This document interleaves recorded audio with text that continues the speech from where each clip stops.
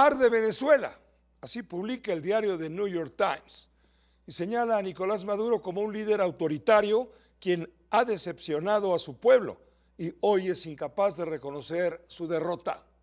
Apunta a Nicolás Maduro como heredero del populista Hugo Chávez y dice mucho más.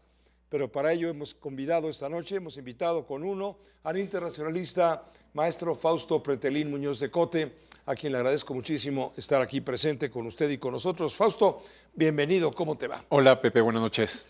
¿Por qué fracasó? A ver, vamos por partes. ¿Por qué fracasó el tema de la OEA? Le faltó un voto para la resolución demandante de transparencia en el conteo o reconteo electoral en Venezuela. ¿Por qué fracasó? ¿Quién dio la espalda?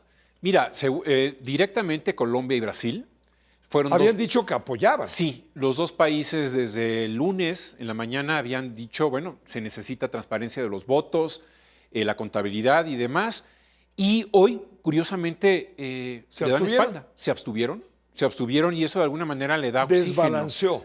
Le da oxígeno a Nicolás Maduro porque de alguna forma la resolución que pedía la OEA era realmente muy sencilla, es decir, transparencia que no ha ocurrido en las últimas 48, 72 horas casi de las elecciones del domingo. ¿No le das la razón a Gerardo Fernández Noroña cuando dice que desde cuando acá la OEA es un órgano electoral venezolano? A ver, la OEA es el organismo que tenemos, es el único organismo regional multilateral que abarca todo el continente americano.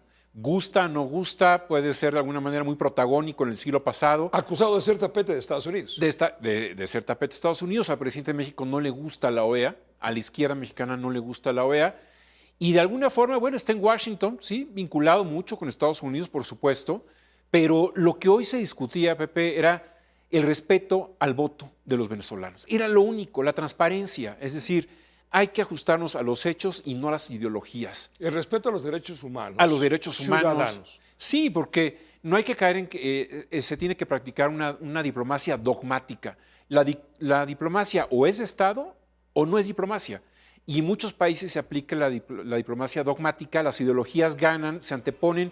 Y lo importante hoy es pensar en la gente, los venezolanos que fueron a depositar su voto y que de alguna forma ya no quieren a Nicolás Maduro, porque lo consideran un dictador, porque de alguna manera la economía ha caído, porque la democracia se ha erosionado, porque tiene acusaciones de crímenes de lesa humanidad posibles, el propio Nicolás Maduro. Es decir, hay muchos elementos que están sobre la mesa que ya no justifican la permanencia.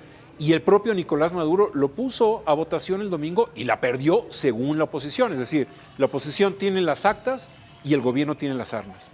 Sí, y el gobierno, la oposición dice que el candidato González Urrutia habría ganado por más de 3 millones de votos. Maduro dice exactamente lo contrario. Le dio el Consejo Electoral, que se depende obviamente de la presidencia venezolana, le dio un 50 y algo por ciento, 50 y tantos por ciento, frente a un 44 del opositor, y ahí se siembra, por supuesto, la duda. Pero yo voy a un punto que nos interesa mucho, porque es próximo, México. Sí. ¿Qué papel está jugando México en todo esto? Porque México, junto con Brasil y Colombia, Argentina también, Chile, no los descarto, son países eje en América Latina. Mira, México y Brasil son los países que compiten por el liderazgo de la región. Son los dos más grandes, los más competitivos. Y México dejó la silla hoy vacía en la OEA. Algo que es inconcebible.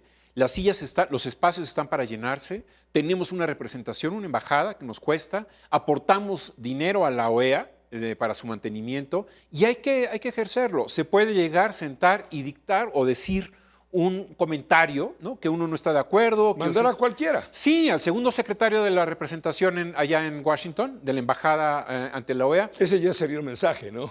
Sí, exactamente, por sí solo sería un mensaje, pero hay que hacerlo. Yo creo que los órganos multilaterales, Pepe, para México y para las potencias como México, los países del tamaño de México, son un alivio. Los mecanismos multilaterales nacen para romper las asimetrías de las grandes potencias, es decir, el G7, respecto a los pequeños y no tan pequeños países. ¿Por qué le cae gorda la OEA a López Obrador? Mira, yo creo que en el 2006 la inquietud que tuvo el presidente de México es de que le cometieron un fraude, algo que no estaba o no se esclareció por parte de él, y la OEA no le dio la razón. A partir de ahí, creo que es consistente el presidente de que no quiera la OEA. Yo creo que tiene dos enemigos, la DEA y la OEA, y los dos están en Estados Unidos. Entonces, en términos ideológicos, él impone su discurso en América Latina. Nos han corrido a tres diplomáticos, a 3 embajadores declarados non gratos, pero con Estados Unidos es pragmático en lo económico, en lo comercial, pero es dogmático en lo ideológico. Creo que la ausencia que tuvo el presidente de México en la Cumbre de las Américas en Los Ángeles hace un par de años es muy elocuente, es muy significativa. Es decir, no invitó al dictador Maduro, no invitó el presidente Biden al dictador Ortega, no invitó al presidente dictador Díaz-Canel de Cuba, y entonces el presidente de México los abrazó y los apapachó. Ahí creo que se desgasta la relación en términos de algo muy importante que se llama confianza.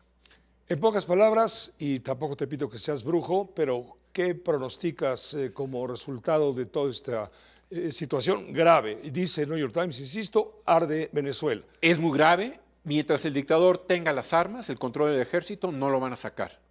Está la posibilidad de exiliarse con una previa negociación para que se vaya del país, pero es muy difícil que lo haga. ¿Lo recibiría México? Claro, claro. Es más, yo te aseguro, yo tengo ya fuentes de la Cancillería que ya le han ofrecido, inclusive antes de las elecciones, antes del domingo, ya le ofrecieron la puerta. Le abrieron la puerta a Evo Morales, que pues tiró el sistema electoral, cometió un fraude y salió corriendo del país. Lo hizo casi con Pedro Castillo, nada más que la policía lo detuvo, lo llevó en lugar de la Embajada de México, lo llevó al Ministerio Público y hoy está en la cárcel. Está Jorge Glass, que también no pudo llegar porque lo asaltaron la embajada tristemente y violando, obviamente, las leyes internacionales, sí. Ecuador. Entonces, México está convirtiéndose en una especie como de Paraguay de los 70s, 80s. Si tú te recuerdas, ahí iban exnazis, iban dictadores, y tristemente México en política exterior tenemos una deuda muy, muy clara. Es una crisis profunda, teníamos activos diplomáticos muy importantes y hoy ya no los tenemos. Gracias, Fausto Pretelín, gracias Pepe. por acompañarnos como siempre. Buenas noches. Muy buenas noches, el maestro Fausto Pretelín Muñoz de Cote, él es internacionalista.